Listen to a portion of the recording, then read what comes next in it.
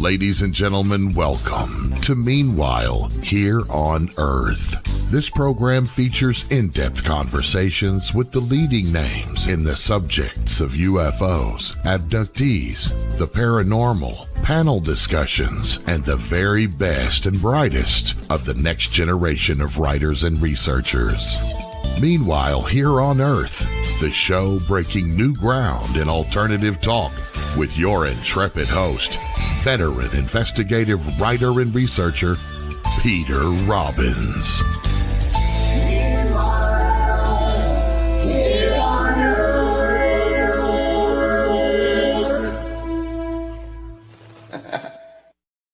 And welcome back to Meanwhile Here on Earth on KUNX, the UNX radio station. We have a really interesting show tonight, and one that reminds me there are so many areas of study and involvement and dedicating yourself to in the human experience that become worlds unto themselves, and usually, or very often the case, that we are completely outside of that world. And we are going to enter one of those worlds tonight. It's not paranormal, but many people might say it's not normal. But I disagree. It's normal for the people that are doing it. We are bringing together two guests who are co-authors on a book that'll be a major subject of conversation tonight. And one is a returning guest. ABC News has called Marc Hartzman one of America's leading connoisseurs of the bizarre. And George Norrie from Coast to Coast AM has said he's as bizarre as Robert Ripley. Hartzman considers both high praise since his passion for the unusual started with Ripley's Believe It or Not, and the annual Guinness World Book of Records during his youth. In addition to his books about UFOs, ghosts, Mars, Oliver Cromwell's embalmed head, Weird Things on eBay, and Sideshow performers, Hartzman has written for HuffPost, AOL, Weird News, All That's Interesting, Bizarre Magazine, and other publications. He's discussed oddities on CNN, MSNBC, Ripley's Radio, History Channel's The Unexplained, Exploration Outer Space, the Travel Channel's Mysteries at the Museum, and dozens of podcasts. Hartzman has also been a featured speaker at various events for a range of audiences, including New York Comic-Con, the Exeter, New Hampshire UFO Festival and Conference, and the Brooklyn Historical Society. More of his love for the unusual can be found online at Weird Historian. Otherwise, Hartzman earns his living as an award-winning advertising director, creative director. Our new guest, Dan Meyer, is known as the world's leading expert on sword swallowing. He is president of the Sword Swallowers Association International and winner of the 2007 Ig Nobel Prize in Medicine for medical research on sword swallowing. As a performer, Meyer is known as the world's top sword swallower for holding 40 world records and performing at over 100 TV shows, including 15 Got Talents and live in 60 countries around the world. He lives in Mesa, Arizona. We will be talking about their new book, To the Hilt, A Sword Swallower's History of Sword Swallowing, which is actually a riveting exploration into the mysterious and dangerous world of sword swallowing, charting its history from ancient rituals to modern-day performances. Dan Meyer and Marc Hartzman, welcome, and welcome back to Meanwhile Here on Earth, guys. Are you there? Oh, here we go. Here we are. It's good to be back. Nice to see you again. Thanks for having us. It's my pleasure. You guys sent me a PDF of the book, and I am about halfway through. So I don't know whether the butler did it or not, but I know it's got to have an amazing ending. I am absolutely lost in the world that you have established for us here, and the amount of hard information and facts and stories and the individuals that you bring to life. It isn't just about your experience.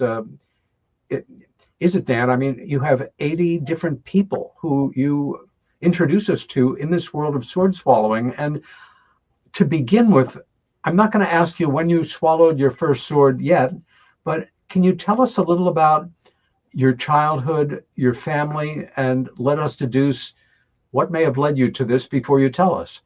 I will be glad to. As a matter of fact, most people ask me, that's the number one question I get asked all over the world is why? How did you get into swordfighting? What made you do it? And a lot of times people will ask, were you born in a circus family? Were your parents tightrope walkers or lion tamers? No, and that's not the case. Actually, it's just the opposite of that. I grew up in extreme fear. I grew up in a small town called Michigan City, Indiana, up by Chicago on Lake Michigan. Little tiny, very humble beginnings. Our first home I grew up in was 800 square feet. Mom and dad didn't have any money. It was this tiny little place. And I grew up a scared, shy, skinny, wimpy little kid. Little toothpick arms, buck teeth. I had a big mole on my nose and ears that stuck out. I was constantly teased by the other kids. And I grew up in extreme fear. The first 20 years of my life, extreme fear. I couldn't talk. I would stutter and shake. The bullies would tease me and beat me up.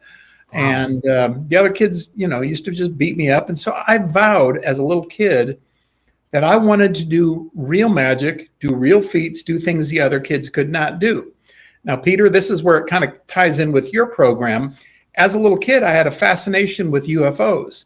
And I would clip newspaper clippings, and I had a scrapbook of all these UFOs, and I just thought it was so fascinating, so interesting. And as a little kid, well, actually in high school, I was on the beach on Lake Michigan with some friends of mine, and we're sitting on the beach looking out over Lake Michigan, and we saw about 8 lights that made a pattern, and they did kind of little moved around and did all these different patterns. It was fascinating, just had me mind boggled. So I was fascinated with the UFOs.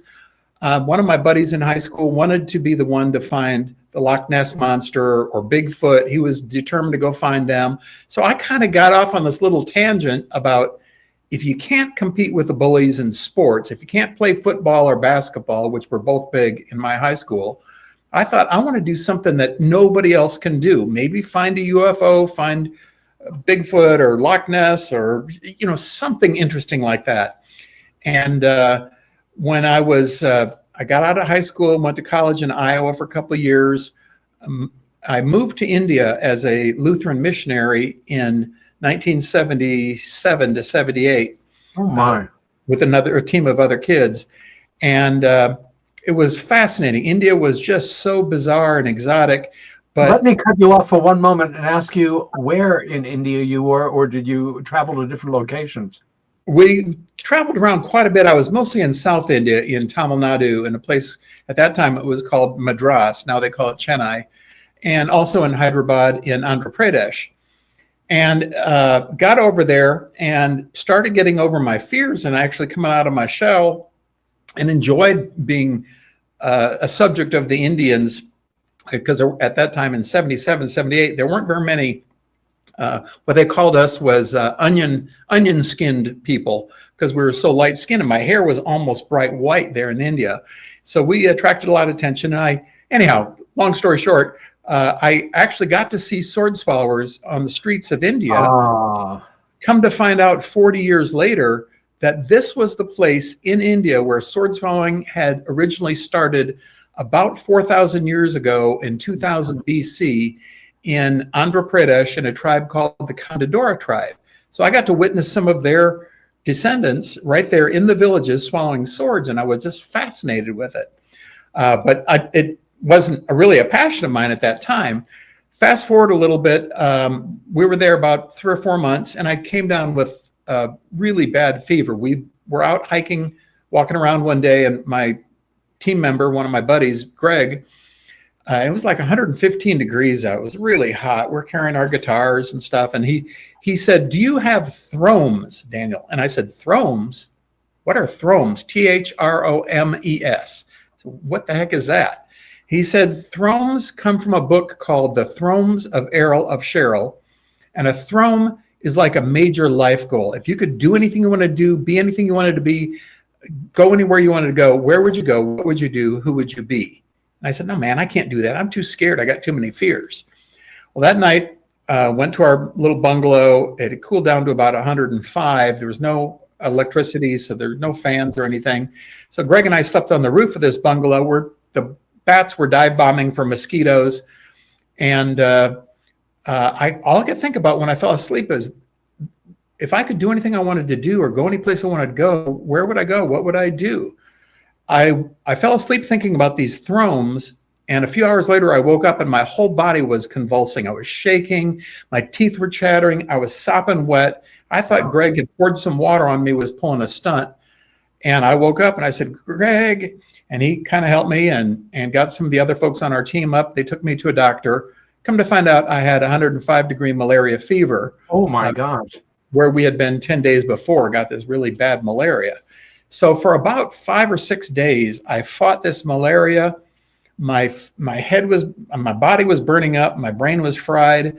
And when I was conscious, all I could think about was thrones. If I could go any place, go do anything, be anyone, where would I go? What would I do? Who would I be? What a question. The night before my 21st birthday, my fever broke. And in a moment of clarity, I got this little realization that little mosquito, Anopheles stevensii, that weighs, it's big, no more than a half a grain of salt. If that little mosquito could take out a 180-pound kid, that could be my kryptonite. That would be the thing that would take me out. And then I realized it wasn't the mosquito, it's the little parasite inside the mosquito, Plasmodium falciparum, that's even greater than that mosquito. I mean, that kills over 1 million people a year at that time. And then I realized, no, fear is greater than anything else. It was the fear that really kept me crippled and paralyzed my entire life. So I vowed I was going to put my fear to death. I prayed a little prayer, said, God, if you let me live till my 21st birthday tomorrow, I will not let fear rule my life any longer. I want to put my fears to death, and I want to take on risks and challenges. I want to find my purpose and calling. I want to know my life has meaning. I want to do something really remarkable with my life and somehow change the world. Now, I won't tell you if I survived or not, but that night I made a list of 10 little thrones, like a bucket list of things I wanted to do. Visit all the major continents, the 7 wonders of the world, live on a deserted island, live on a ship in the ocean, live with a tribe of Indians in the Amazon, work in the music business in Nashville, work with a circus, climb to the top of the highest mountain in Sweden, jump out of an airplane, see Mount Everest at sunrise. And I thought, never going to happen. I'm a poor, scared, shy, skinny, wimpy kid. I don't think these things are ever going to happen, but I gave it a shot. And little by little, I started checking them off my list. After I came back from the Bahamas, from India, I got the opportunity to live on a deserted island in the Bahamas, where I lived for about 7 years, off and on, in just wearing a loincloth, living in a thatch hut, sparing sharks and stingrays to live on. And I was like, cool, check one off the list. And then I lived on a cruise ship for 2 years. Then I moved to Mexico, and I moved to Ecuador, and I lived with the tribe of Indians in Ecuador. And I eventually moved to Nashville, worked in the music business in Nashville, worked with a circus as a clown, juggler, unicycle rider, fire eater, stilt walker. And in 1997, I heard there were less than a dozen sword swallowers left. And I thought, I need to add that to my list. And I was running a juggling club in Nashville called the Music City Jugglers. And this van pulls up with these sideshow performers, and a bunch of them got out, and they came and met up with some of the jugglers, and they were performing that night. Well, one of them was a giant, 7'3" giant by the name of George the Giant, George MacArthur. And I said, sword swallowing, how do you do that? Give me some tips. He said, I'll give you 2 tips. Number 1, it's extremely dangerous. 29 people have died doing it. There's less than a dozen people left in the entire world doing it. Number 2, don't try it. Guess what I did? I added that to my list. I said, I got to try this. Began practicing. I thought, this is real magic. This is things the bullies cannot do. And I want to really try and see if I can do the impossible, if I can stick a sword down into my stomach, So I practiced 10 to 12 times a day, every day for 4 years, a total of about 14,000 or more unsuccessful attempts before I got my first sword down on February 12th, 2001. And it's been wild ride ever since. But that's my long story short. That's amazing. I had a whole bunch of questions to ask you at the same moment, and they all kind of crashed into each other. For the 4 years you were developing yourself, had you read a book or gotten instruction from somebody, or you just knew enough that let's get a sword, make sure it's clean, make sure it's not sharp, and give this a go? No, there in 1997, I hunted all over. The internet was kind of new. And I found there was one book out called Memoirs of a Sword Swallower by a guy named Daniel Mannix from Pennsylvania. So I got that and read it. It's kind of a fictionalized story about this guy spending a season with a sideshow, but he doesn't really tell how to do it or real specific details of it. So I started hunting around, and when I heard there were less than 12 of them, I said, I got to find each one of those 12 sword swallowers and ask them some questions, see if anybody will give me a tip here and there, a suggestion. And very few would. Pretty much everybody was really tight-lipped. Like a magician keeping their secrets. Exactly. Yeah. And one guy said, no, the only way you can do it is you practice 10 to 12 times a day. He said, get a small sword. So I got a little dagger, about a 13-inch dagger. And he was an old timer. His name was Slim Price. And he said, have it silver plated. So I found somebody in Nashville that silver plated it for me. I was working in the music business there. And I would practice, 3-4 times in the morning before I went to work. I'd practice when I come home from work. Before I went to bed, I'd brush my teeth and practice with the sword 3 or 4 times. And it ended up being 10 or 12 times a day, every day for about 4 years. And I just kept hitting the gag reflex in the back of the throat, couldn't find the proper opening. I eventually kind of learned to suppress the gag reflex. And then after 4 years, I started, during that time, I started collecting all these photos of sword swallowers. And I was really looking for a book like the one that Mark and I just wrote. I thought it would be perfect. That's what I needed. But there weren't really any out there. There have been a couple other pamphlets and things here and there, but not much major. But I collected all these photos off the internet of old sword swallowers. And I thought, if that guy can swallow a sword, if that lady can swallow a sword, then I can do it too. And I kept looking at their posture and the swords and how they held their hands and their shoulders. And I just studied everything, thousands of photos. And that kind of became my collection. And finally, on February 12th, 2001, I had a little mental shift in my head. And I at first I had said, I don't think I can do this. And then I said, maybe I can do this. And eventually I said, you know what? I believe I can do this. So my mental attitude changed to from non-belief to actually believing I can do it. And remember, I grew up in fear where I thought everything, would cause me fear. Everything was impossible. And that I would look at the negative, like everything was 99% negative. Now with the sword swallowing, I looked at the human body and all the diagrams, and I realized it's 99% impossible to get a sword down, but there's about 1% possibility that if you line everything up just right, maybe you can get that sword down. So I changed my whole focus. Instead of looking at the 99% in fear, I looked at that 1% of what was plausible and then figured out a way to make it possible. So that was kind of my mental attitude on it. Let me cut you off for a moment and ask you a question that might be understood. Before you had that first sword or long dagger silver plated, did you make sure all of the sharp edges were no longer sharp and that the point was not actually a pointy point? Yes, that's all I'm going to say about that. Yeah, I didn't want to kill myself. And my mom had been a registered nurse. My dad had been an X-ray technician early on in his life. So I didn't tell them for those 4 years what I was doing in my bathroom in Nashville.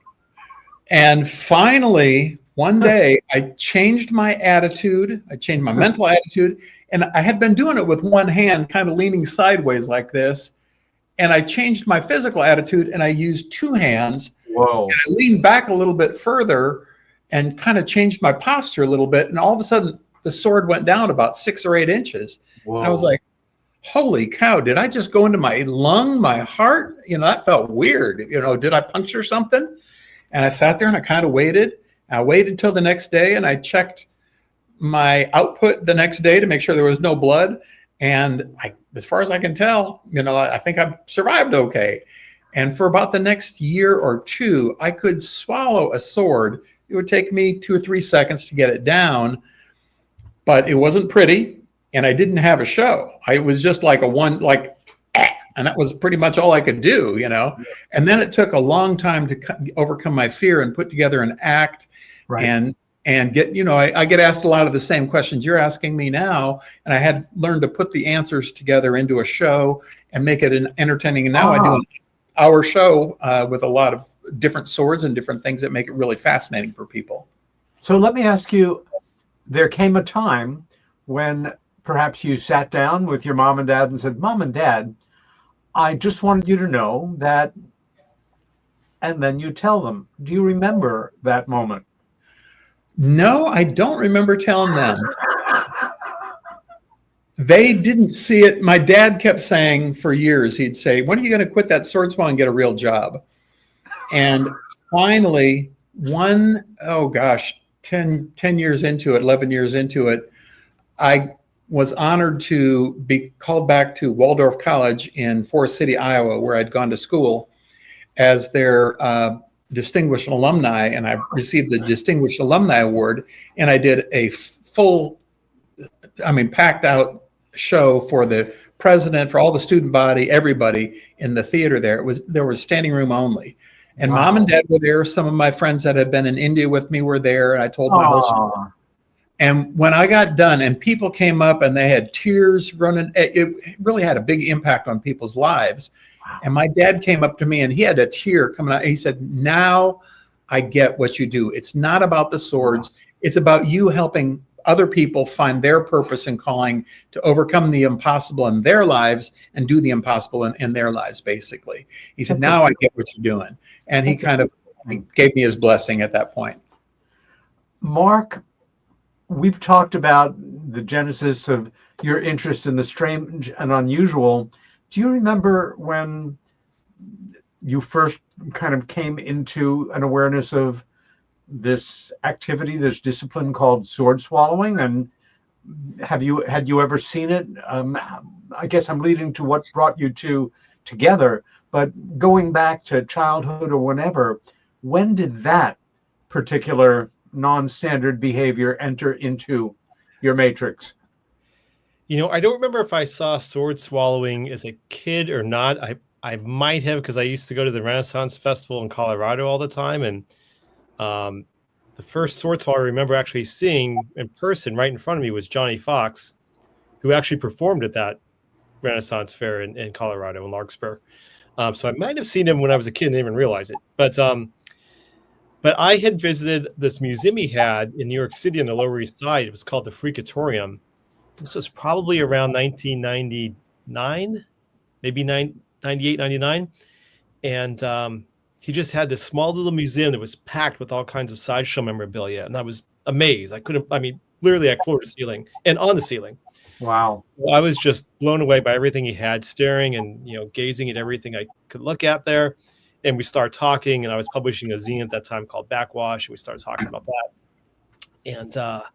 And he pulled a sword out right there and swallowed the sword, like right in front of me. So I ended up interviewing him for my magazine. And one of the photos actually that my wife Liz took for that shoot is in the book, To the Hilt. So that was really the first in-person experience I remember with the sword swallowing. And he really kind of helped motivate me to keep writing. And after meeting him, I started meeting other people within the Sideshow community. And that all led to American Sideshow. And then I met Dan. We met at one of the early Sideshow gatherings. I think 2002. Somewhere around, yeah. And we got to know each other, and then we stayed in touch over the years. And I ended up writing a few stories about Dan for AOL Weird News. About World Sword Swallowing Day. I wrote a story about you, and then he performed at the Bruce Museum in Greenwich, Connecticut. He has a famous sword swallower named Edith Clifford. He has all of her swords, and they were part of an exhibit on the Circus and Sideshow at the Bruce Museum. So Dan was giving a lecture on sword swallowing, and swallowing Edith's sword. So I wrote about that for AOL Weird News, and we got to meet there again as well and hang out for a little bit. So that was a lot of fun. But he swallowed Dan hasn't said this yet, but he swallows more than swords. It's not just swords, but other long, sharp, dangerous things. Included in that was Edith's saw, like a giant saw. And so I have a great photo of that I took that was in the article. But yeah, he giant hedge clippers. I mean, I'll let him talk for himself, but he swallows all kinds of crazy, horrible, dangerous things. And Mark took a photo of me swallowing Edith Clifford's saw. Edith Clifford was a 13-year-old female sword swallower from England who joined up with Barnum and Bailey Circus in 1899. Wow. She became a Michael Jackson, basically a superstar of Barnum and Bailey. Eventually worked with Goldmer Brothers Circus for 10 years and then with Ringling Brothers until 1922. And I managed to buy all of her swords and her saw and a bayonet that was shot by a cannon down her throat that Harry Houdini wrote about in his book in 1919 called Miracle Workers. And so I had her saw, and I thought, you know what, I want to see if I can swallow this thing. And it probably still has her DNA on it from the early 1900s. And here it is, whatever it was, 2000 and something at that time. Now, 100 years later, get this right. There it is. A sword, of course, sharp as it normally is, has smooth sides. A saw has teeth, all these little pointy, separate teeth.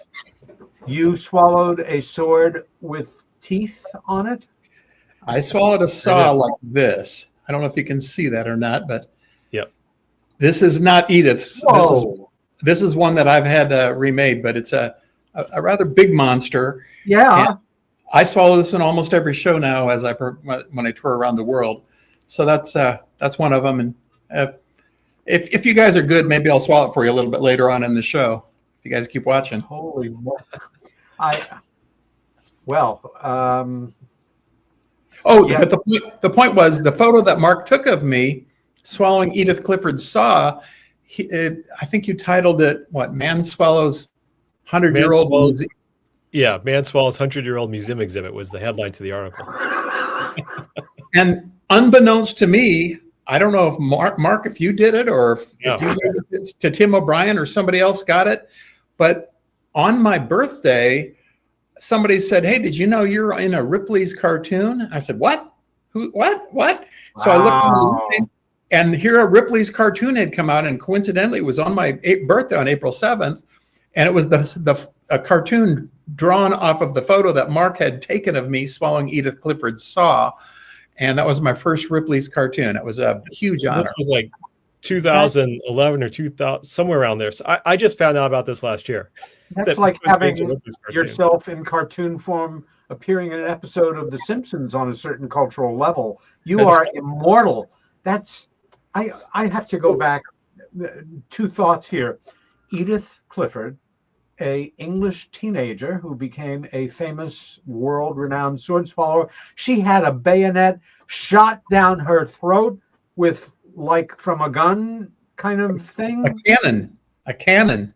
Well, of course, a cannon. Yes.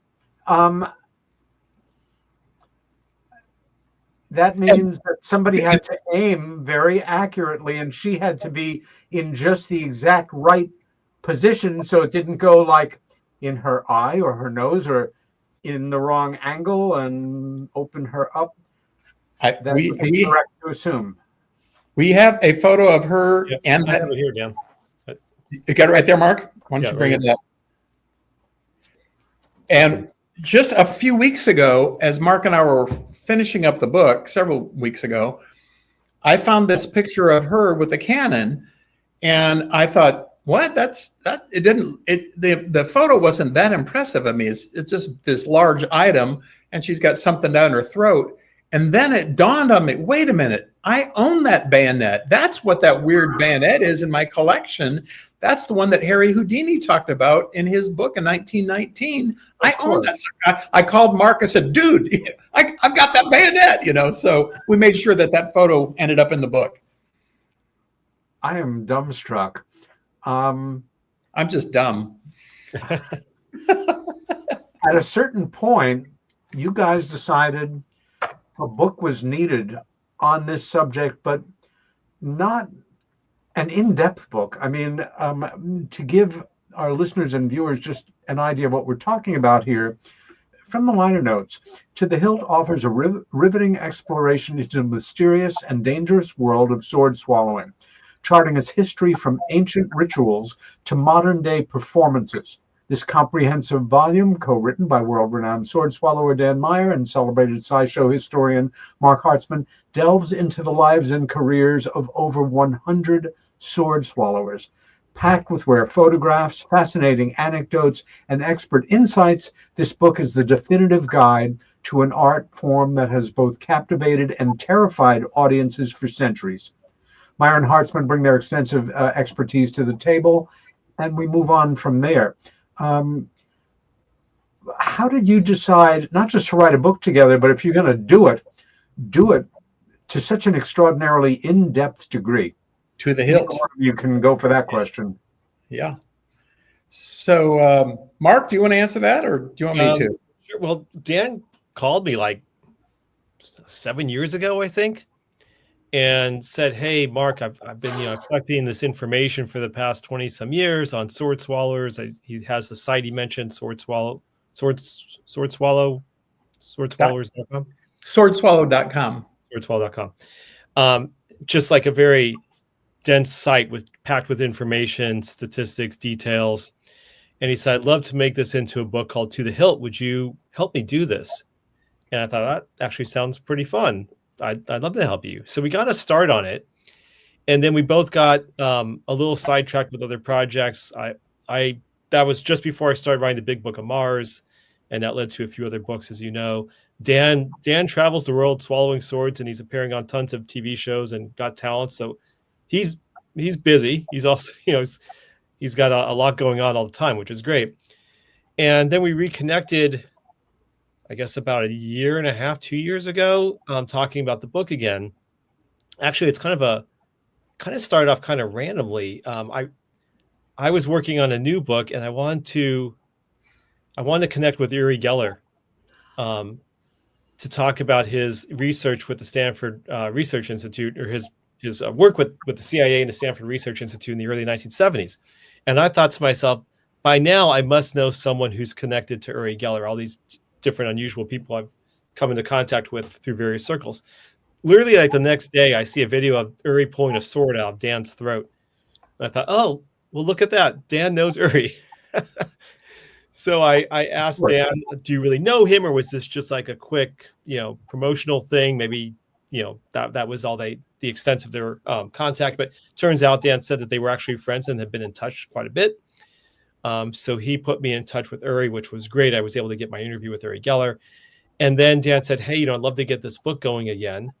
And I had some time at that point because I was still kind of waiting on the green light for this new book. And I said, you know what, let's do it. Let's get it done. It's been too long, and I still really wanted to do it. So we just dove into it and just got into that rhythm of writing every day, going through Dan's notes, researching, adding additional information. We spoke with various family members of sword swallowers, who were still alive, and got their stories of their relatives who have since passed on, which was great to get those firsthand accounts. And then we also have a section at the back of the book called Cutting Up Jackpots, which is Sideshow lingo for basically swapping stories. And so we interviewed a bunch of modern day sword swallowers and just got their stories of kind of crazy experiences that happened while they've swallowed swords, not biographical stuff, just sort of fun, bizarre, wild stories. So that's the book. It's basically the 80 some historical sword swallowers and then a bunch of the modern day sword swallowers. The book is divided into a number of sections.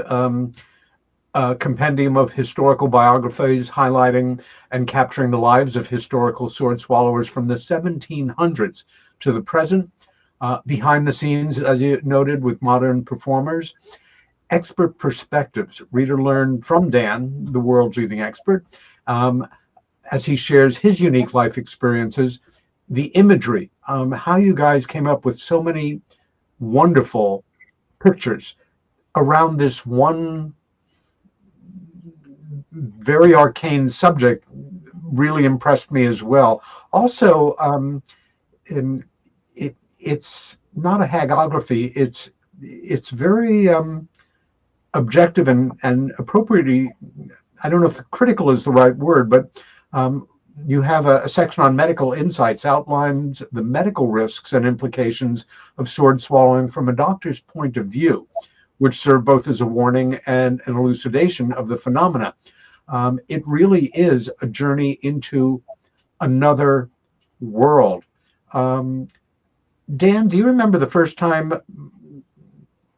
that, from the time you were swallowing swords, either in that period where you were just doing it on your own and getting the hang of it, or as a full professional when you had a doctor's appointment and the doctor either knew or you mentioned what you did? Has any medical person ever said, you might want to be really extra careful because last time, or told you something that might have happened that you weren't aware of medically that you would have rather not have happened? Yeah, that's a very good question. When I was studying sword swallowing first for those first 4 years, I got out Gray's Anatomy. I tried to learn, how the epiglottis works and the throat and the lungs, and the heart and the stomach and where the sword goes. And every time I'd go into a doctor's office, when you're in that waiting room, I'm looking at all those charts of the neck and throat and the stomach. And I'm thinking, okay. And so I studied as much as I could online. I bought Gray's Anatomy. I talked to doctors, and I was just fascinated with it. I'm a sponge. When I go into something, I try to dig up every little tidbit of information. And during those 25, 27, 28 years of researching it, I collected, thousands and thousands of photographs and stories, and every little tidbit, whether it was just a fake story or that's not the right word, but just a fictional story or of a sword swallower or whatever. I just kind of was fascinated with it. And I would collect everything, and I took a real skeptical point of view, kind of like I did with UFOs and Bigfoot and Loch Ness. And it was like, okay, I'm going to be very objective and just, here's the picture, here's the story. On my website, on the swordswallow.com, on the Sword Swallowers Hall of Fame, it pretty much just says, so-and-so was born on this day, and they learned sword swallowing about this year, and they had an injury this year and got married and, died this year, and were this circus, this. And so I would kind of take all these bullet points. But when I got together with Mark, I said, Mark, I've got all the facts and the figures, but we need to round this out and make it into a flowing narrative so that you can kind of help me flesh out people's stories. And so he and I dug into it. We did a lot more research, and we went kind of behind the scenes. And every day we would come up with new things like, oh, did you know that this sword swallower taught that sword swallower, and that they performed together, or they were competition to each other? Or it was just fascinating. We just had so much fun putting the book together. And each of these little stories on my website, sometimes I have tons and tons of information about some sword swallowers and very little about others. And we've managed to package them down. Most of the stories in the book are maybe 2 or 3 paragraphs or a page or 2, but you can sit down and read them in just a minute, couple minutes. If you're sitting in the bathroom, John, or whatever, you can read a story very quickly and easily, and you get the whole gist of it. And that was, a lot of it was thanks to Mark's narrative of taking all those bullet points and making it fleshing it out into a real story. But it's a fun book. So we've got about 80 old sword swallowers from about the early 1800s. Some of them were born in the 1700s, but really the first one that came over to the U.S. was either Senasama or Ramaswamy from South India. And they came over about 1815 or 1819 or so into the U.S. And then it didn't become popular in the United States till about 1893 at the Chicago World's Fair, where it became really popular. And then was, kind of hit its heyday in the 1930s, 40s, 50s with Ringling Brothers. And then it started to kind of wane a little bit in the 60s and 70s. And now I founded the Sword Swallowers Association International in 2001. And that's kind of what this all came out of. But I thought, we got all this stuff online, but it would sure make a great book, a good coffee table book, just a very fascinating reading book, and that's what's turned out to be is this right there. So Yeah. I want to ask a question about the culture within which sword swallowing is set, going back 50, 100 years and longer. This category of people who I'm sure there's now a more socially correct term to refer to them as, that who often worked in circuses for their whole lives, that were called freaks. And they were identified or unified around, for most cases, some aspect of their bodies, whether they were conjoined twins or back in the day, heavily tattooed when that wasn't a thing, the bearded lady, the fat person, the folks who had a deformation of some sort. But even though sword swallowers kind of are in that culture, they look like you and me. They're not deformed, except maybe down the throat here and there. But they're part of a larger culture. At some point, I'm guessing both of you, like me, saw Todd Browning's unforgettable film from the early 30s called Freaks. And you entered into the world in circus, in your circus work, and possibly every once in a while doing what you do with this world that used to be called freaks. People that, can you tell us a little bit about that world and how it touched you and maybe changed you in some ways? For me, I was fascinated with it. As a little kid, my dad took me to the circus, Carson and Barnes Circus, Clyde Beatty Cole Brothers Circus on these back lots in Michigan City, and the LaPorte County Fair. And I saw all these different acts, and I saw just a lot of the famous sideshow acts from that are in all these books, and in Mark's book right now, An American Sideshow. And it was on Ward Hall's World of Wonders show. And I remember this guy eating fire, and I thought, that looks pretty real. He's really got the fire on his tongue. And then he swallowed a sword. And I remember he had this really unique voice, and he just kind of had a particular sound about his voice. And I could not figure out if he really swallowed that sword. It didn't look like a trick. It looked pretty real, and it had me fascinated. Come to find out years later, that was probably Johnny Mia, a famous sword swallower who's down in Safety Harbor, Florida, who worked for Ward Hall.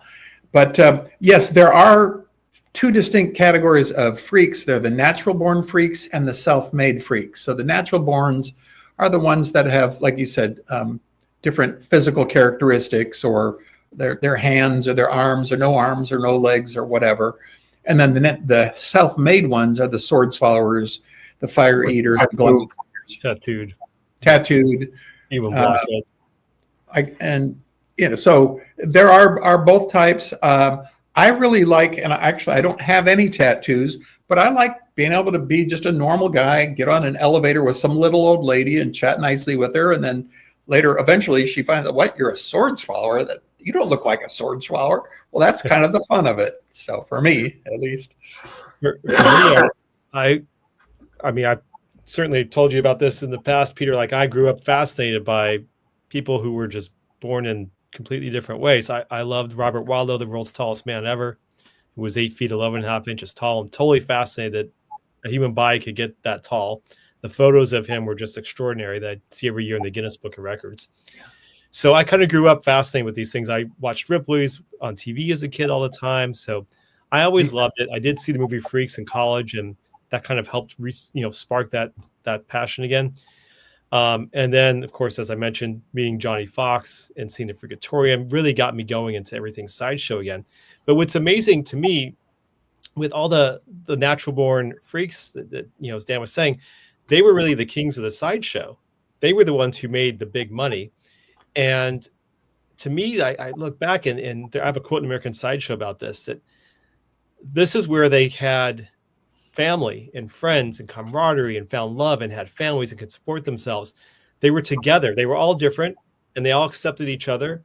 and they traveled the world, and they did things that at that time there was no way they could do. In the late 1800s, early 1900s, if you were a legless person, and you weren't in a sideshow, you were going to potentially be institutionalized. You were going to be hidden away. People born that way were not going to be able to make a living elsewhere. And they probably wouldn't have had the kinds of experiences and the friendships that they had with the sideshow. So to me, it was a place where they could come together and really make the most of their lives. They were going to be stared at one way or another. Now they were making a lot of money, and they were, again, so many of them found love. So many of them made so much money that they supported all of their brothers and sisters who were born normal, and their parents as well. So it was a good thing for them back then. Dan, you mentioned fire eating, as I think it's referred to, and that is something that you do or can do or have done as well?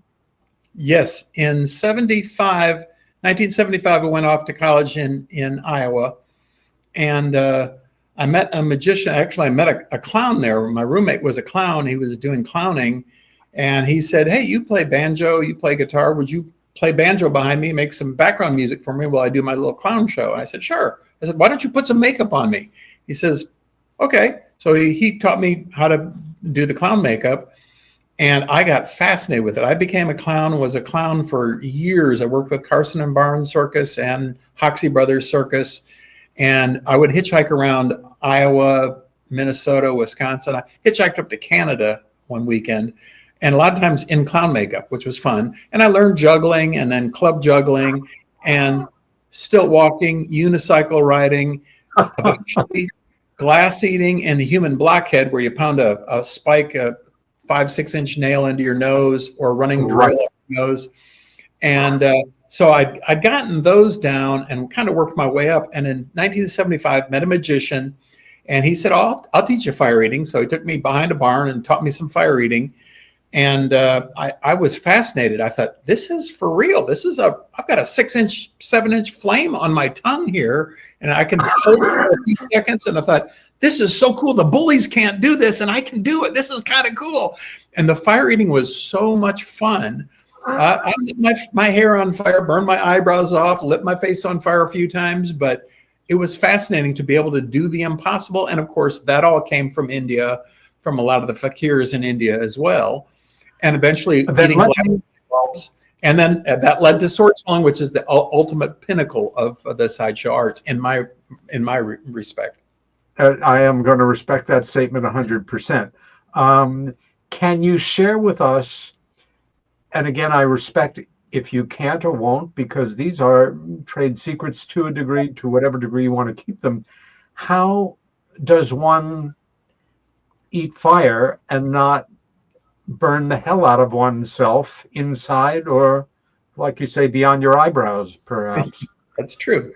There's yes, I can give you a quick example on. And for fire eating, I used to have, when I lived in Nashville, I would have these big Christmas parties or summer parties, and I'd have 100, 200 people show up. Wow. The highlight of the party was we'd always get all the jugglers together, and we'd pass juggling clubs, and we'd have flaming juggling clubs passing back and forth. We get 8 of us in a pattern and have somebody stand right in the middle, and it was a lot of fun. And then they would always say, "Can you do the fire eating? Can you do the fire eating?" So sure, I'd do it. And I had a buddy of mine who was a film producer in Nashville, and he always wanted to try the fire eating. So every party I had, he would take one of my fire torches, and he would get it, and he would just tap it on his tongue real quick, just like that, and smack it. And of course, it would make a little tiny flame on his tongue for just a second. And he thought that was the neatest thing, that he could do that. My claim to fame was I could teach people usually how to juggle in 15, 20 minutes, half an hour to juggle 3 balls. Fire eating, I can usually teach somebody in 15 minutes or half an hour. It's not that tough. It's the fumes of the flame of the fuel that actually the fumes kind of burn on your mouth. And if you keep your tongue wet enough, you can tap it on your tongue quickly, and it will keep a little flame going for a second or two. And when you get really good at it, you can kind of create a vacuum and blow that flame very slowly for a few seconds and keep a nice flame. And you can do transfers on your fingers and your arms and your tongue, and It's a lot of fun. That's way different. Fire eating is way different than fire breathing. Fire breathing is when you take a mouthful of fuel and you go and you blow a 25-foot ball of flame or 20-foot or 10-foot ball of fire. That's really, really dangerous. I've lit my face on fire a few times. And if you don't know what you're doing, do not try that at home. Don't try any of these stunts at home. But that's very, very, very tricky, very dangerous. In fact, you identified that as very, very dangerous, folks. So again, you're dealing with professionals here. Don't try it at home. The problem today is I still like to fire eat. I love to fire eat. Who doesn't? The problem is, if I get booked for a gig, a lot of times they say, no fire. The fire marshal says no fire here. So it's very, very difficult to find a venue that will actually let you do it. If you do it outside, there's always the wind variance and that blowing flames back in your face. And so a lot of us have kind of cut back on the fire eating and fire breathing for the most part in our acts. And I just focus on pretty much on the sword swallowing now. A wise move by comparison, I guess.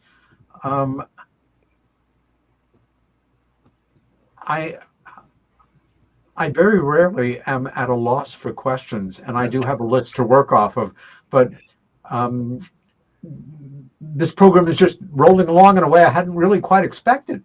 I want to go to some of the illustrations, and there are hundreds of illustrations in this book. Also, I've learned Mark, who has a wonderful sense of design, and very good that you apply it professionally in your advertising trade. The book is beautifully laid out, and the quality of the photos and the other imagery is really first class. So start here, and let's talk about this lovely lady. Yeah, that's Mimi Garneau. And as you can see, she's also swallowing that's a sword or a saw like the one that Dan showed earlier. Jeez. But she swallowed multiple swords. She swallowed neon tubes. Neon tubes are another tool that sword swallowers use a lot. And what's great about that is when you turn the lights out, you'll see the glow through the neck of the neon. And that's another way to help prove that it's actually real. Because as Dan can talk more about, the audience often does not believe that the sword swallowing is real. They think it's folding up into a handle of some sort, which is why sword swallowers swallow other things as well that don't even have a handle.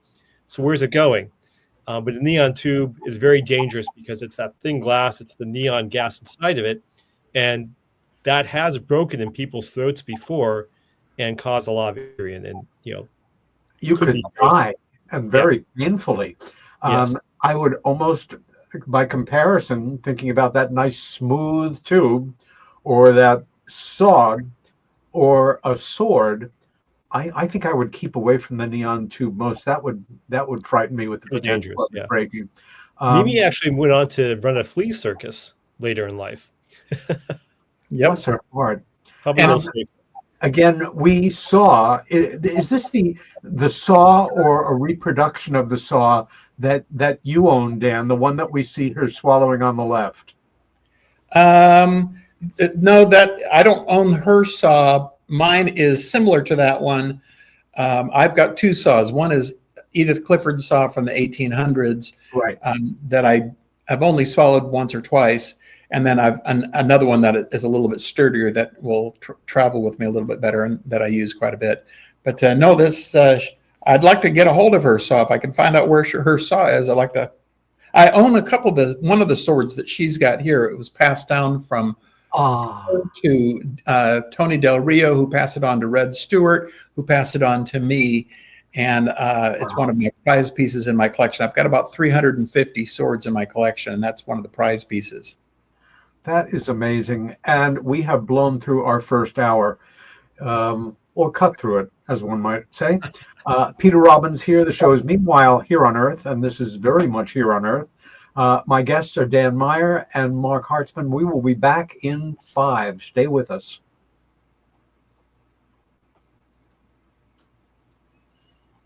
And you're still with us. Amazing. Remember, this is live radio. Tickets are now on sale for Rebels of Disclosure 2025, May 12th through the 15th in Grafton, Illinois at the beautiful Pierre Marquette Lodge and Conference Center. This will be a 4-day event with 12 speakers covering topics such as ET contact, experiencer testimonies, lost history, secret space programs, time travel, Illuminati, parallel realities, and so much more. Visit journeytotruth.online for more details.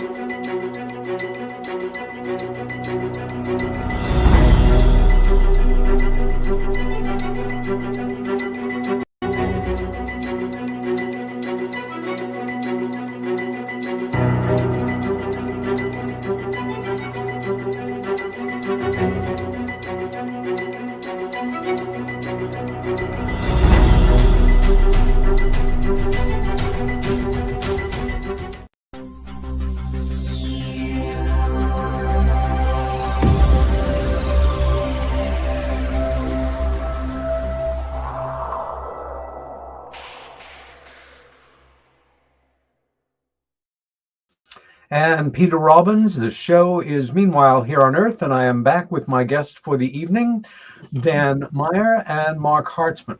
And before we went to break, we were discussing Mimi Garneau.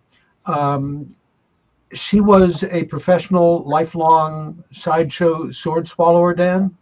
Yes, she was. Do we know anything about her backstory and how she became involved? We do, and it's on page 78 and 79. My problem is we've had so many fascinating people that a lot of the stories kind of blend together, and so many of them work with each other over the years. But Mimi was her original name was Hazel Kirk, and she married this ticket taker named Garneau, and learned sword swallowing, and eventually went on to run her own little fleece circus after that. But she she worked with Ringling Brothers for many years, a lot of different circuses with Ripley's, believe it or not, and fascinating gal. And I'm privileged to own one of her swords. So she was at the 1933 Chicago World's Fair with Ripley's, which was a huge show. Lots of amazing acts there. And she had some life tragedies along the way, death of a child and divorces. So, overcame some hardships for sure. And again, found, I think, solace within the Sideshow community. Two technical questions, if you can answer them. On the left, we see her having swallowed a saw, very much like the one that you own, with big, jagged teeth on it. Is there any extra knowledge or skill that you have to do that as opposed to a smooth sword? And on the right, it looks like 3 or 4 swords are being swallowed at once. When you do that, do you put one down, then another, then another, then another, then another, or just They all go at once. Well, you asked some good questions there, Peter. As for the saw, no, it's a lot of it's mind over matter. You have to be able to. A lot of people say you got to see it to believe it. Well, with sword swallowing, it's the opposite way. You got to believe it before you can see it. You got to believe it in your mind's eye before you can see it and feel it in your body. But the saw, no, once you learn how to swallow a sword or a car axle or a saw or a pool cue or whatever it is, you kind of get it. Each one is a little bit different. I've got some swords that I love, some of them that my stomach just hates, my body just rejects.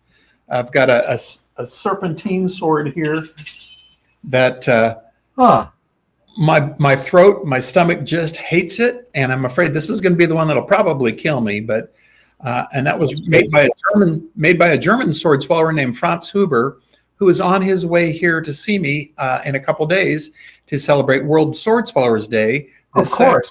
At Ripley's, where the book will be debuted at Ripley's, believe it or not, all around the world. And Franz will be with me swallowing swords here in Scottsdale with his wife. Wow. So, damn.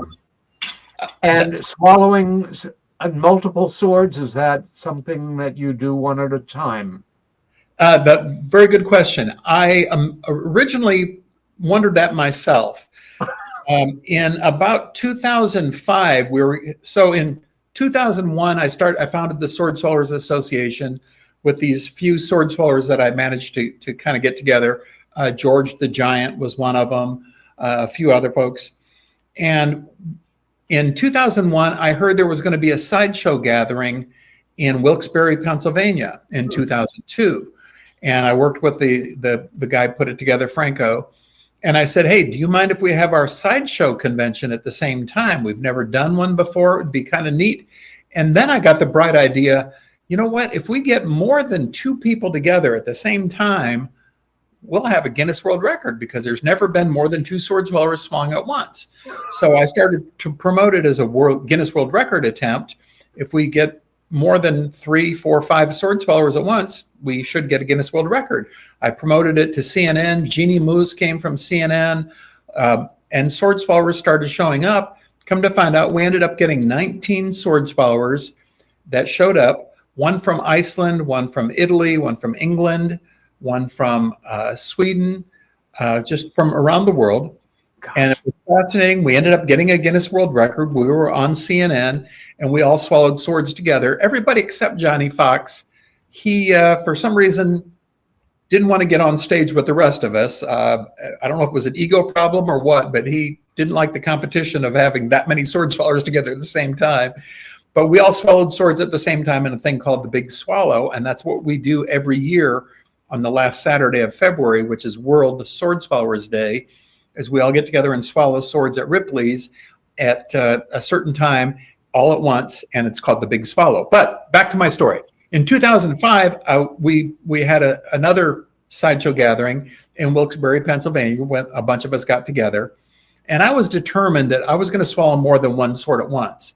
So I worked on it quite a bit for a few weeks, and finally, a few days before I was getting ready to fly to Pennsylvania, I put 2 swords together. I took my favorite sword, which is this big one here, and I love this sword. I like the way it feels. I can get it down pretty easily. I have a confidence in my mind that I can swallow this sword. And I thought, if I can put this sword and put another one on top of it, but back a little bit from the tip, I bet I could swallow 2 of them. And I worked and worked and worked at it, and I finally got down 2 swords.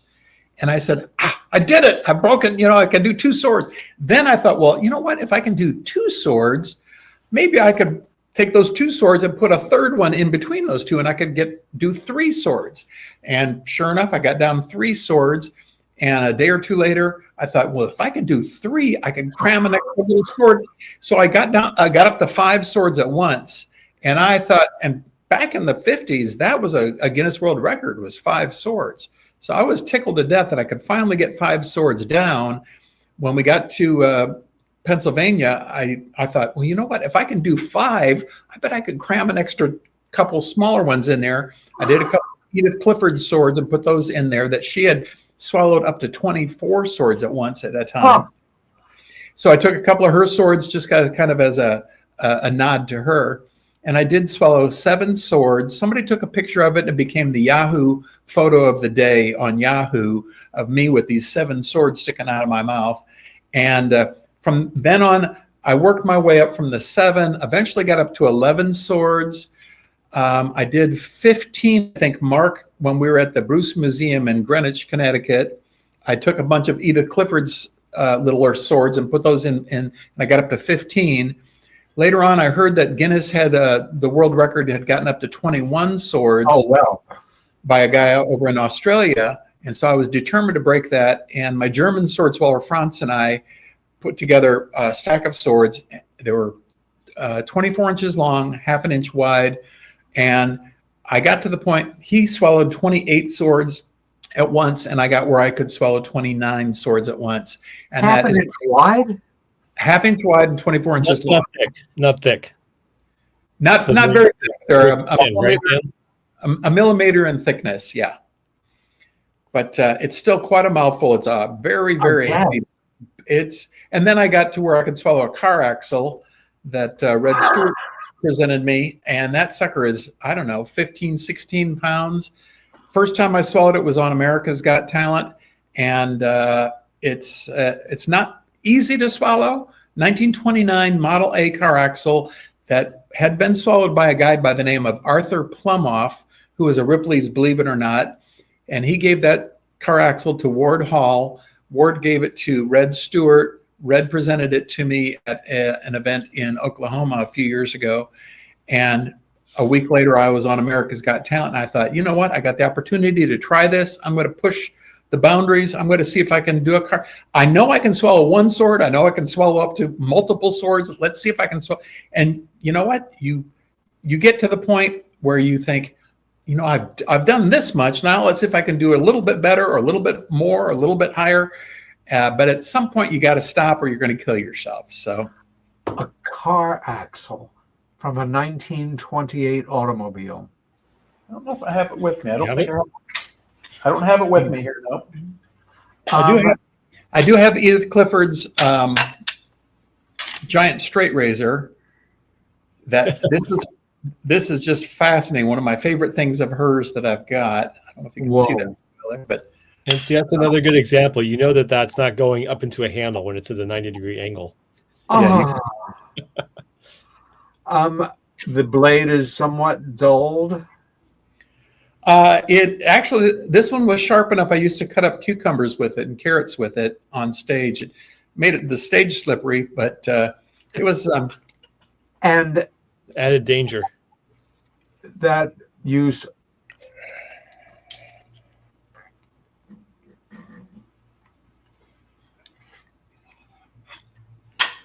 Damn. Okay, and now on to the cucumbers.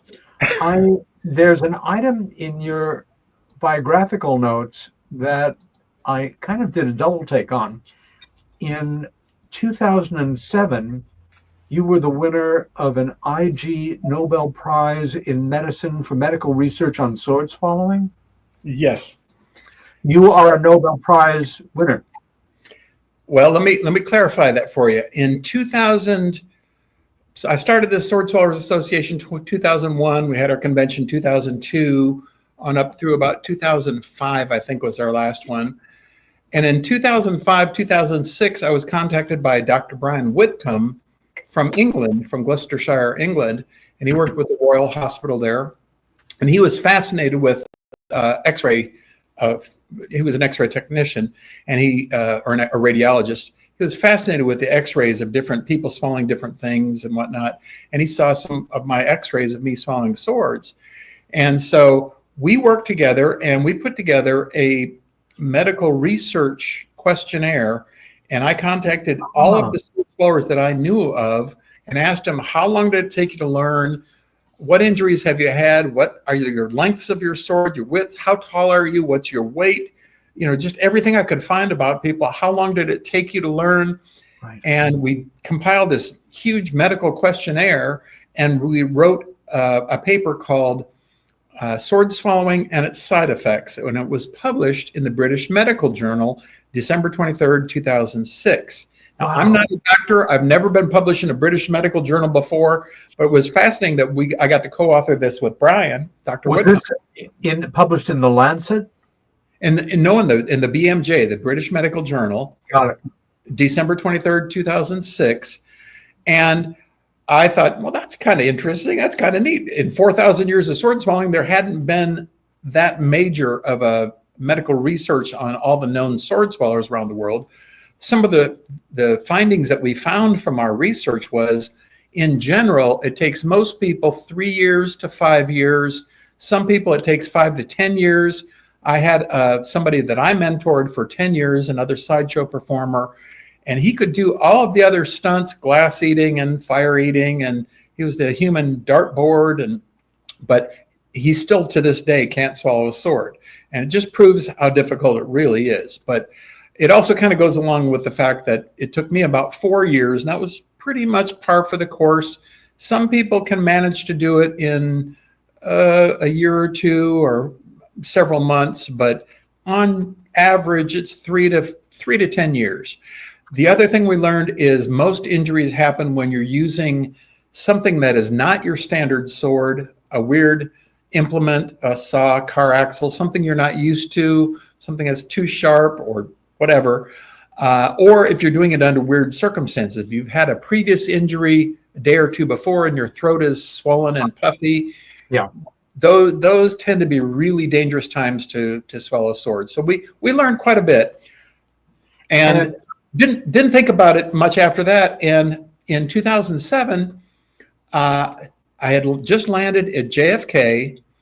There was a limo there to pick me up. I was going to do the grand opening for the Ripley's, believe it or not, Times Square, New York, where I was going to swallow a sword, fling it up in the air, catch it, and cut the ribbon with that sword, which I did. Oh. But I landed at JFK, found the limo driver, get in the limo, and in the limo with me is, I think Eric Lizardman was there. There was Jim Goldman, who is an armless man. He has no arms, and he throws knives and does archery. He's a hunter, a bow hunter, and he worked with ESPN. He's a fisherman. He ties knots and he fishes with his feet. Amazing guy.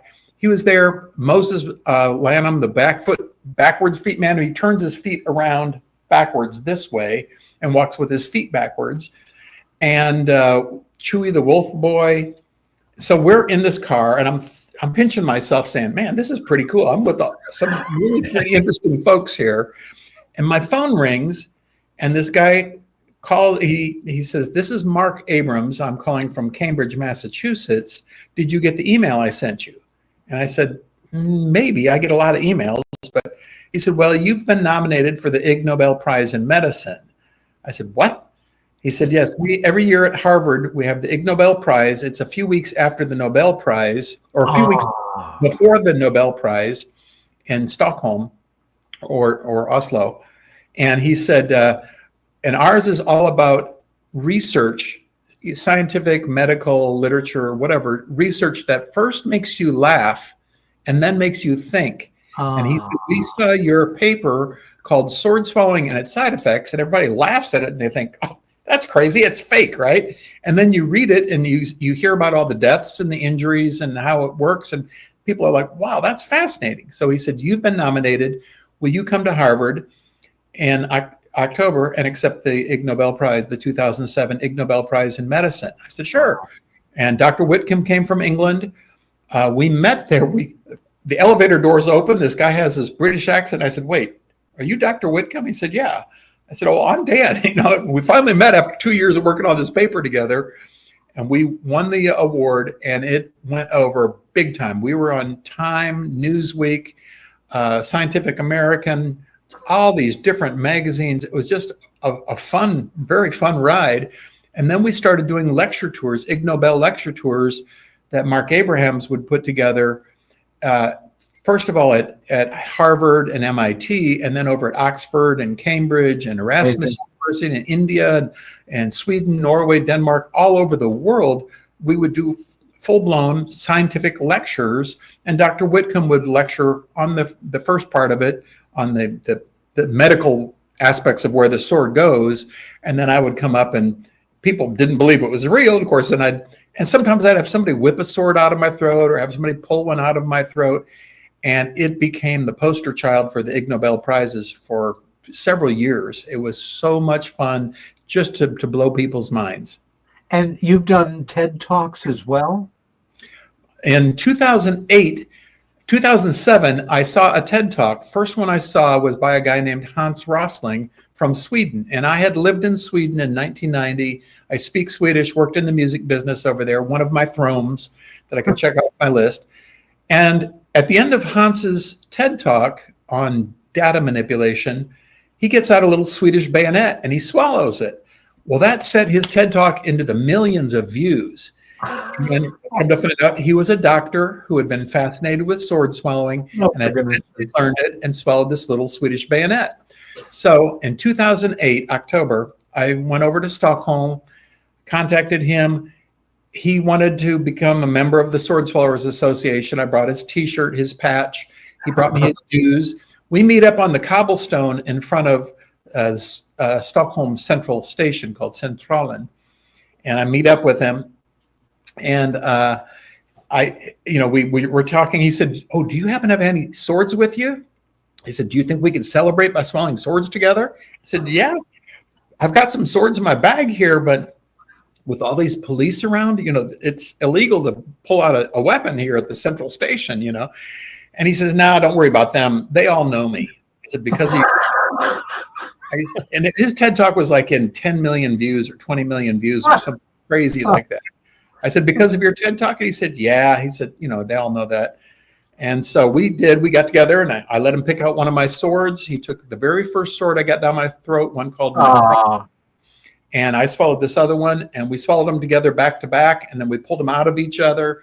And it was just, and now we sword swallowers, whenever we meet up around the world, that's kind of a thing that we do that kind of bonds us together. But after that, he said, "You should do a TED Talk on sword swallowing." And I thought, "Oh, I don't know. I can't talk really well. I stutter. I don't think I can do that." He said, "No, you're as the world's leading expert, you need to do a TED Talk on sword swallowing." So for 5 years, I researched his TED Talk and hundreds of other ones, read all the books, found out what makes TED Talks really good. Yeah. And I thought, nobody in the audience is going to give a darn about sword swallowing. Nobody cares about sword swallowing. What was it in my life that really got me to do? It was fears and dreams. I had fears that kept me from doing things and dreams that helped me get things done. Yeah. So I start my talk and it was all about fears and dreams and about me getting the malaria and setting thrones and wanting to do some crazy stuff. And then at the end of the TED Talk, I swallowed a sword and I got invited to do this, my very first TED Talk in a place called TEDx Maastricht, Netherlands in 2013, 14, I think it was. And a buddy of mine from the Ig Nobels, I asked him for a photo of a malaria mosquito to insert in my TED Talk. He said, "What do you need that for?" I said, "Well, for a TED Talk." He said, "Where are you doing a TED Talk?" I said, "I don't know where. I just know I have to do one." So I put it all together, worked on it for 5 years, trimmed it all down to 18 minutes. And Bart said, "Well, I run one of the largest TED Talks in Europe. Would you be interested if I put you in for the nomination, see if the board is interested in having you come?" And I said, "Sure." And he calls me back and says, "Okay, you're on." They invited Hillary Clinton, Melinda Gates, and about 14 or 15 other world leaders from around Europe in Maastricht, which was running for the capital of the European Union at the time. And I was scared to death. And I thought, I'm not going to remember all these words.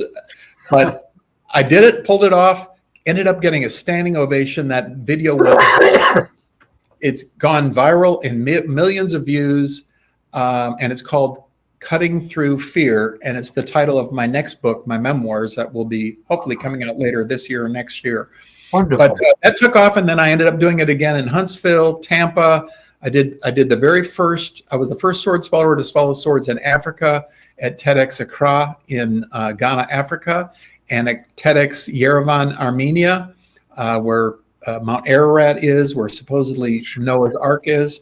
Yeah. So I've had a blast doing it. I've loved doing it. And the TED Talks kind of helped me learn how to become a little bit better presenter, along with the Ig Nobel Talks.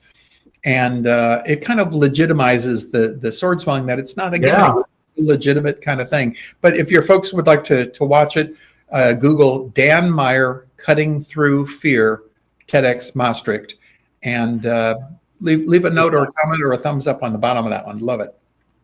Dan, you had mentioned earlier that there are people that swallow pool cues.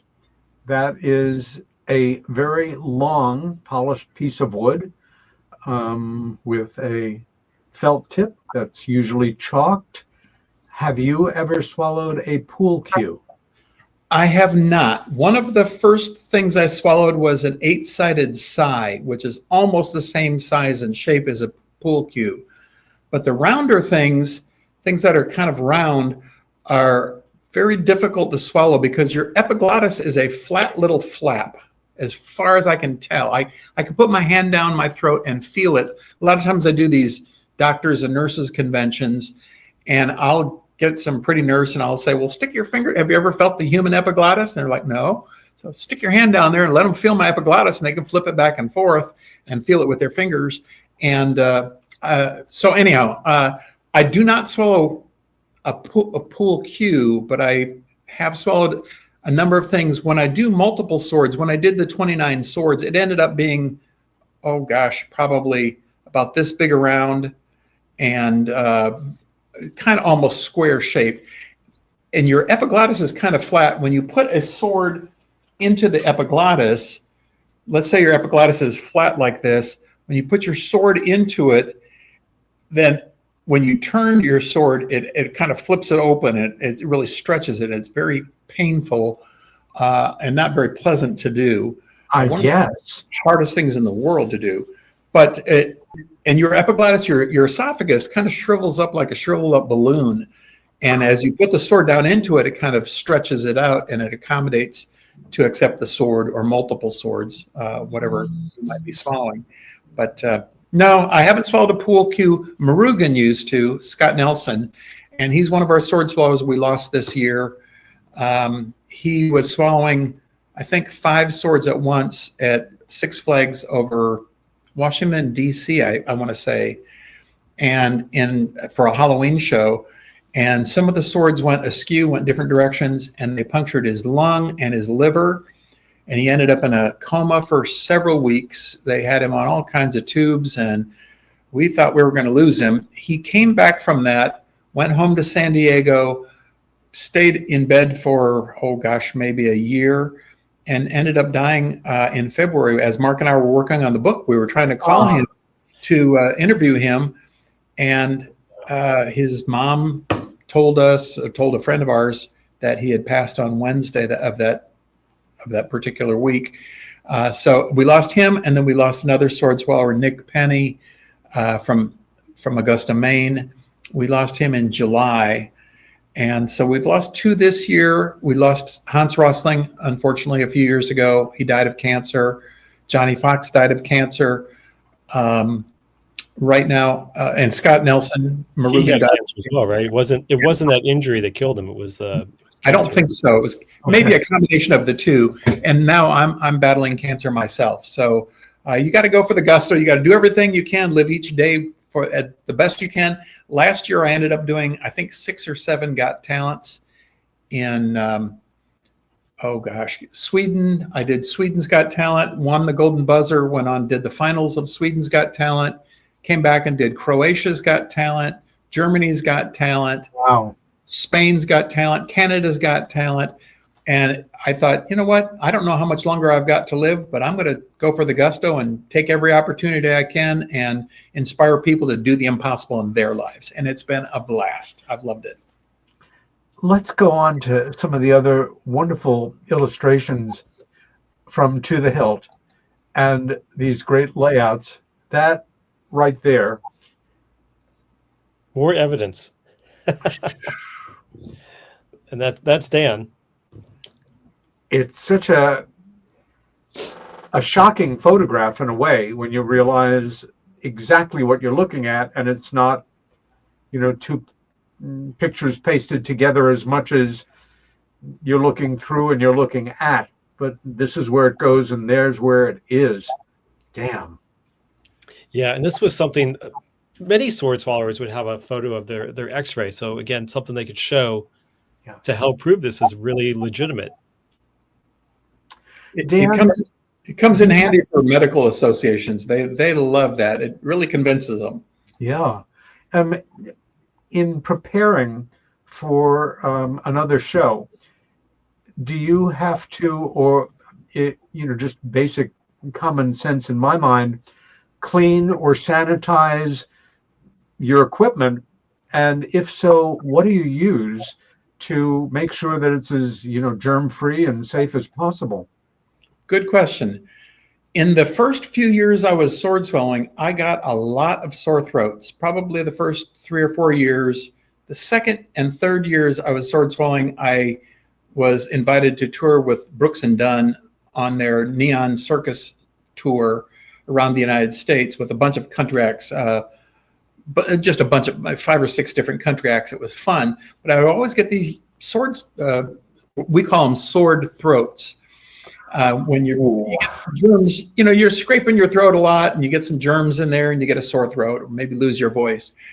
And after the first 3 or 4 years, I think my body built up a tolerance to it. And I don't get sick very often anymore, or I hand my swords out to people during COVID even. I'd hand my swords out to people, let them touch it, feel it, and look for buttons and see if it could fold up in the handle. And they would swear it folded up in the handle, but it's like, no, that's a piece of metal. Come on. And I'd swallow it. And for the most part, I have to be careful that I don't wear myself out. I usually swallow 12 to 15 different implements in an hour show. And I do a lot of fairs, a lot of state fairs where I'll do 2 shows a day, 2 hours a day. And by the end of the day, I'm wiped out. I almost have no voice. I have to take a lot of vitamins to heal up the next day. But what I do is after each show, I wipe my blades down with alcohol. Sure. And I don't like the flavor of the clear rubbing alcohol. It kind of tastes like a doctor's office smells. But I buy this wintergreen rubbing alcohol at CVS or Walgreens or whatever, and I would wipe the blades with that. Well, a couple of years ago, I had a doctor, and I said, yeah. He said, do you sterilize the blade? I said, yeah, I rub it with this alcohol. And he says, now that's 50% or 70%, maybe even 90% rubbing alcohol, but that's not going to sterilize them. He said, for our surgical tools, we put them in this special solution for 24 hours to sterilize them, and that kills 99% of the bacteria.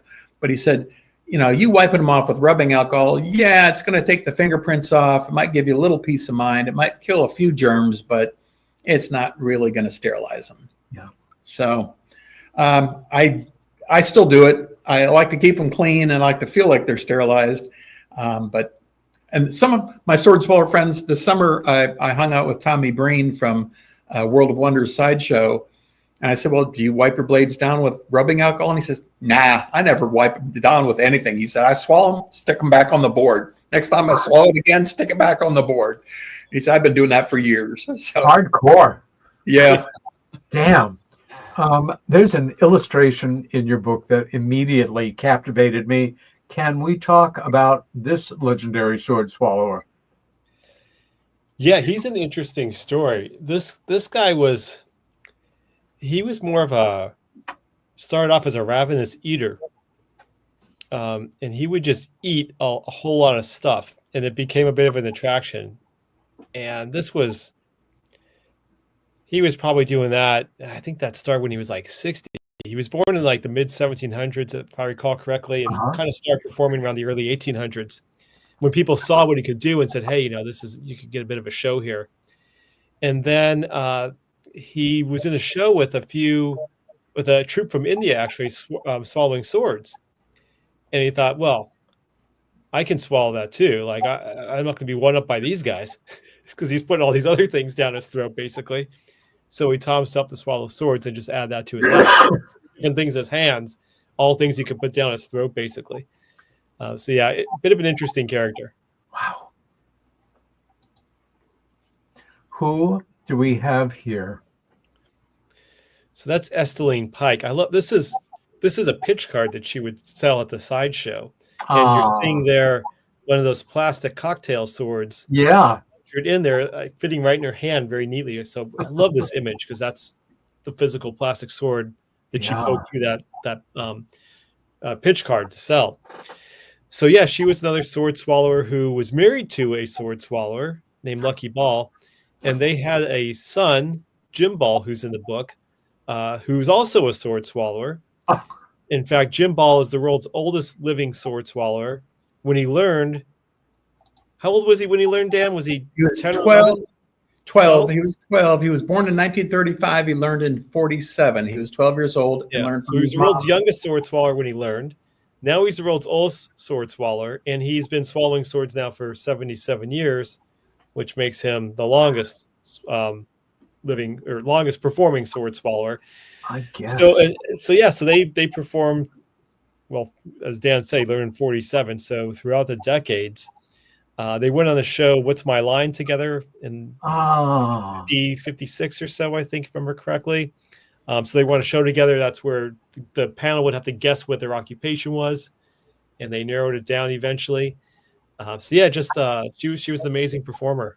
So we had a situation where we had a father, a mother, and a son who were all sword swallowers. I think good choice of names on the dad's part. Lucky, can't hurt, right?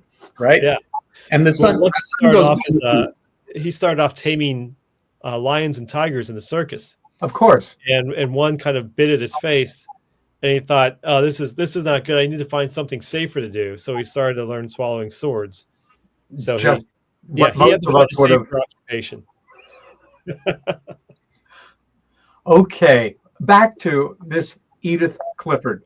The apparatus that we see there, is that actually the device that fired the bayonet into her throat, or what are we looking at here on the right?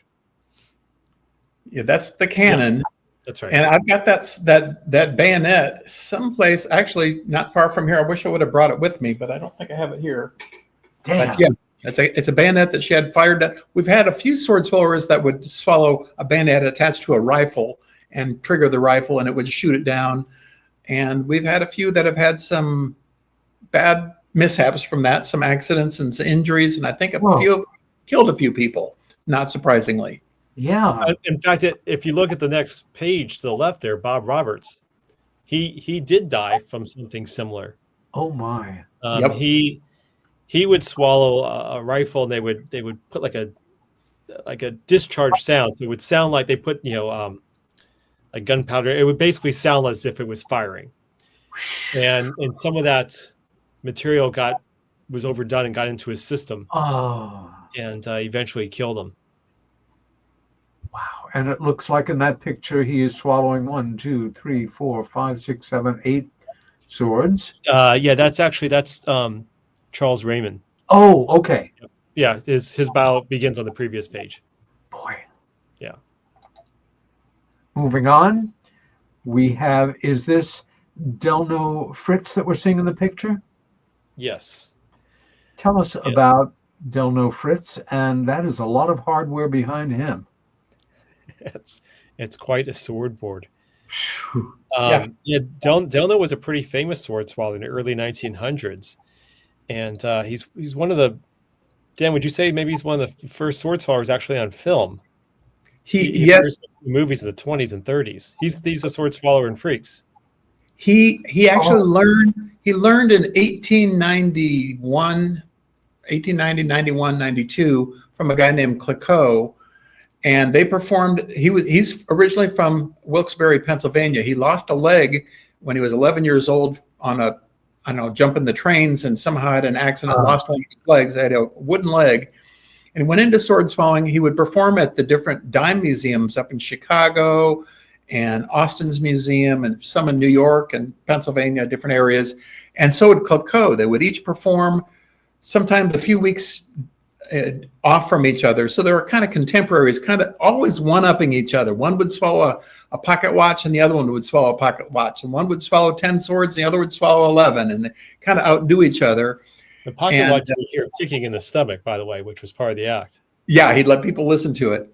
And Delno married a gal named Maud Churchill originally, and he taught her sword swallowing, and he ended up marrying a girl named Maud Dealden from Scotland when he was working with Ringling Brothers over in England for several years. And then he taught Edith Clifford sword swallowing at the age of 14 in London. And he came back and he was performing with his wife Maud on a ship with King George V. And somebody didn't believe the sword was real, so they tapped the edge of the sword on the edge of a table like this, and it got a little nick in it. No. And Maud swallowed the sword. The nick snagged her, or fish hooked inside of her. And as she pulled the sword out, it kind of tore her esophagus all the way down. She died from it within a few days, from what I understand, in 1920. So Delno taught his daughter, Edna Price. Their niece, right? Her niece, 16, 17, 18-year-old daughter, or niece, Edna Price. She learned sword swallowing, and then she performed with Ringling and Ripley's for years and years and years. And her nephew is the one who came up with our design for the Sword Swallowers Association.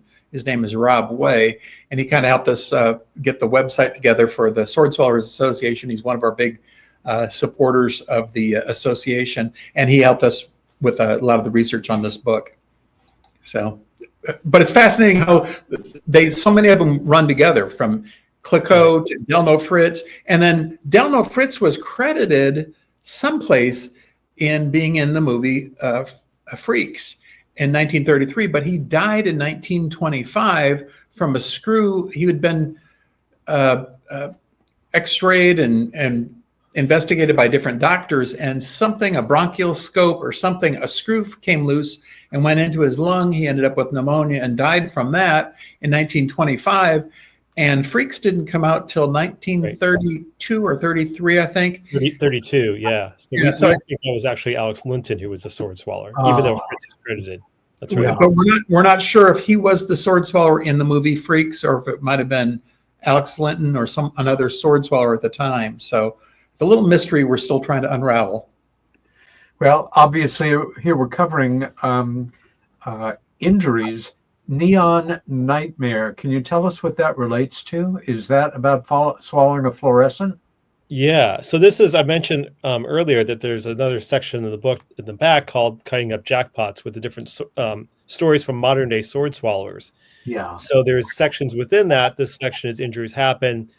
Just talk, this is just, again, modern day sword swallowers sharing their stories of injuries with Dan and I.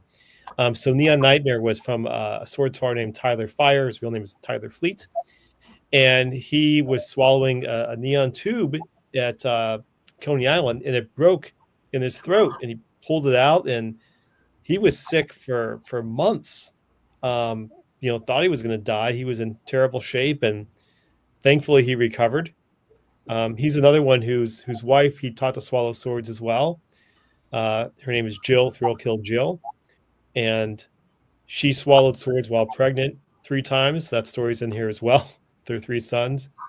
And their 3 sons now are growing up in the business, and they travel as the Fleet Family 5. So it's another Sideshow family. Again, kind of runs that way.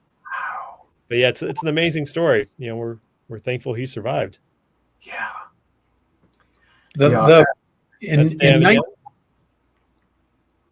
In 1979, we lost a sword swallower by the name of Francis Duran, and he had been performing for years. He had promised he would never swallow neon. He promised Ward Hall he would never swallow neon, and then he broke that promise with Ringling Brothers in the Houston Astrodome in, I think, 78 or 79. And when he swallowed the sword and it exploded inside of him. He got all the glass, all the fumes. There was a lot of voltage involved, and he ended up in the hospital. He didn't die immediately. The glass was inside of him. We had another one, Red Trower, who also had a neon tube explode inside of him. And they found pieces of it years later when they did an X-ray and saw stuff in his stomach yet. But Francis Doran died in I want to say 79 or 80, I think.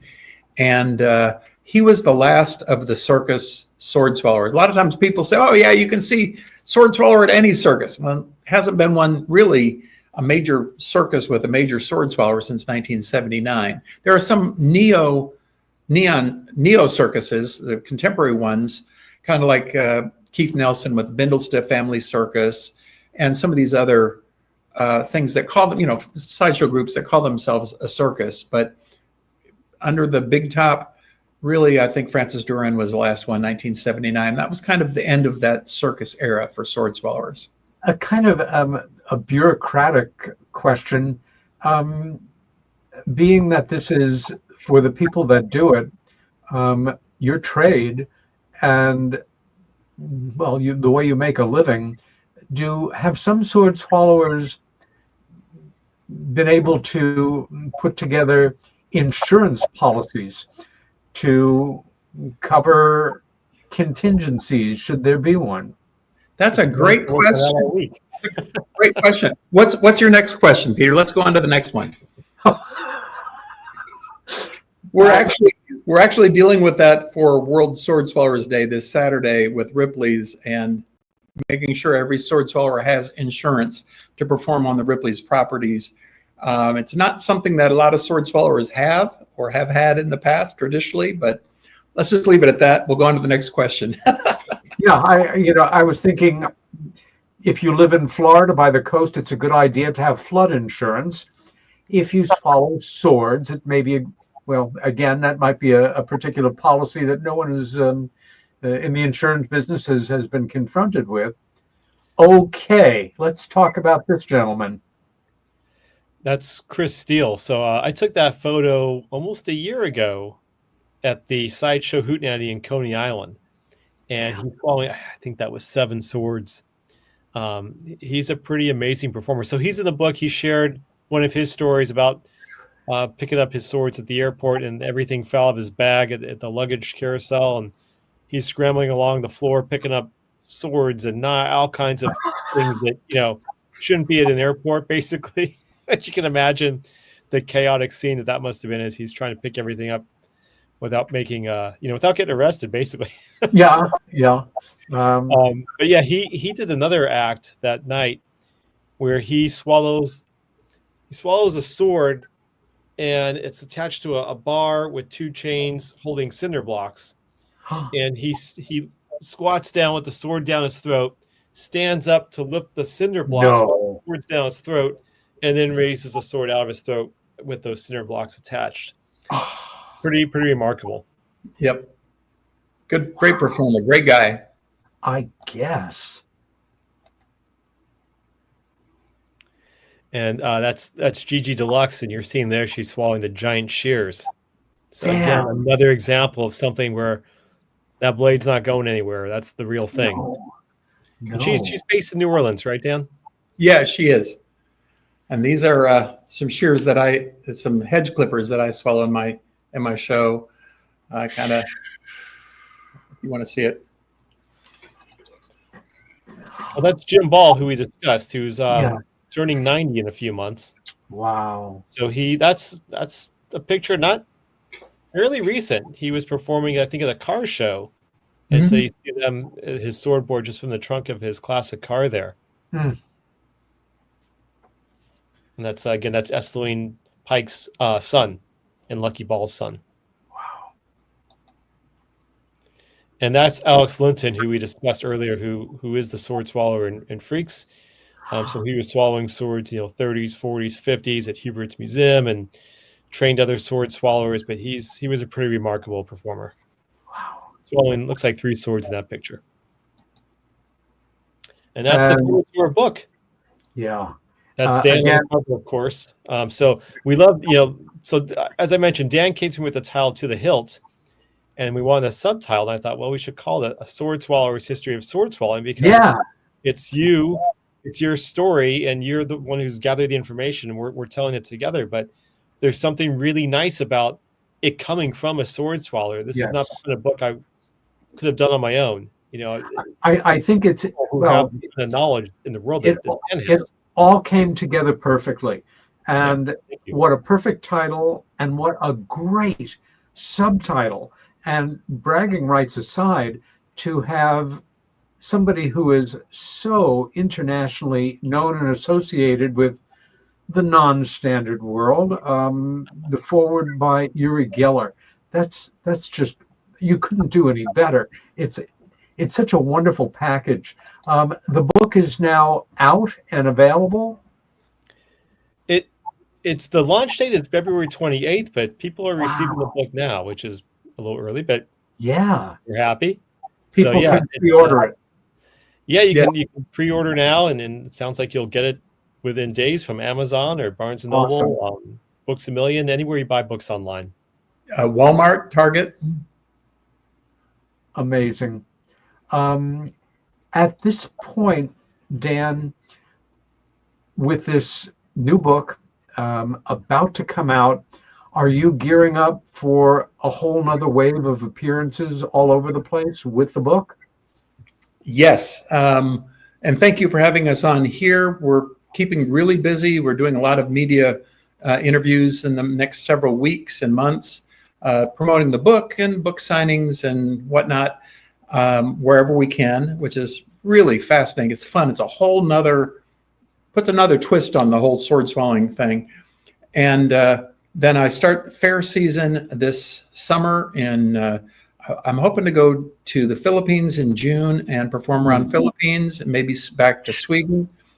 And then July, August, September, I'm doing a number of different fairs. Wyoming State Fair, I think this year, Eastern Idaho State Fair in Blackfoot, Idaho, Yamhill Fair in Oregon, Madison County Fair in Montana. And so it's fascinating. It's a lot of fun. I do Renaissance festivals at the Glacier Castle Renaissance Fair in Indiana, and absolutely love performing. For me, it's not so much about showing off. It's about watching people's reactions, watch their eyeballs pop open when they finally. Yeah. At the beginning of my show, I say, "Come on, it's fake. It's going to curl up, fold up in the handle." And I swallow this 18-inch sword, and then at the end, I let it curl up, and they see that it's a curl-up sword, and they're like, "I knew it was fake." And then I do a longer one, this one down the side here, and I kind of swallow it like this. Anyhow, I show that it's actually one of the collapsible ones, so that people can kind of see what the collapsible ones look like. But then I start with a small dagger.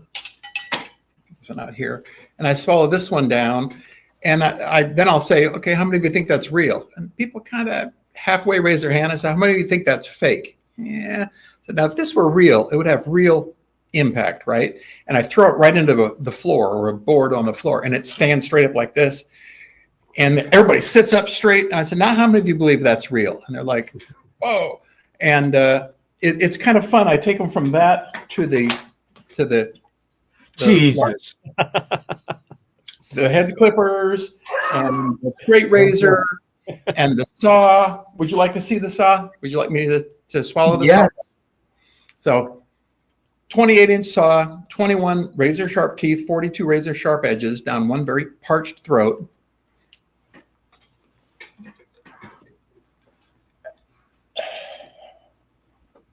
Jesus. And that's how that's done. But my favorite sword of all, if we have time, is this. It's about a 32-inch long sword, 25-inch long blade, very heavy. It's called a Renaissance light sword. This is usually my finale of my show, because I start small. In the beginning, I tell everybody, "Oh, come on, you all know it's fake. Watch carefully, see if you can figure out what the trick really is." So they're all leaning in, trying to see if they can catch me. And ultimately, through the show, they kind of go, "Wait a minute, this is real." And they get this paradigm shift. They realize it's really real. And this is the final one. I usually pull a female volunteer up on stage, and I kind of force her to pull the sword out of me, sometimes even push it into me. And it makes for a fun ending at the end of the show. And then it just kind of creates a paradigm shift in people's minds. They're like, wow, it's really real. Then I create another paradigm shift, and it's like, no, it's not about me. It's not about the swords. It's about you finding your sword, finding your calling, what your obstacle is in your life, your fears that you have to overcome, and for me to inspire you to do the impossible in your life. What is your purpose in calling? And people love that, and it really makes for a very fun and impactful show. But this is the 24th sword. I'm doing this sitting down, which I normally don't, but I'll swallow. Would you like to take a moment and stand up? It's okay. Yeah, I think it's good. I think we're pretty good. Back up a little bit here.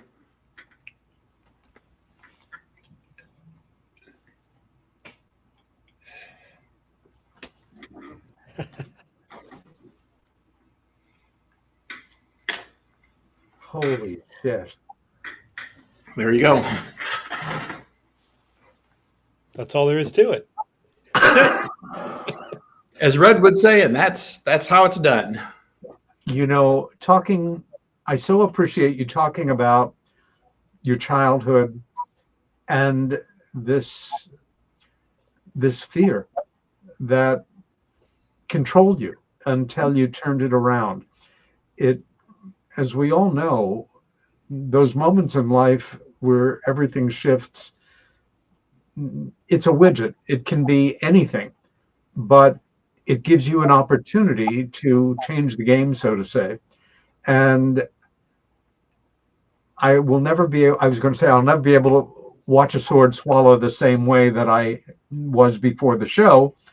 Not that I have ever watched anybody swallow a sword until tonight, but the impetus, the inspiration, the desire to give people an opportunity, actually or allegorically, to address their own fears with whatever medium they're interested in using, to make it real and turn that part of their life around, is genuinely inspiring, Dan.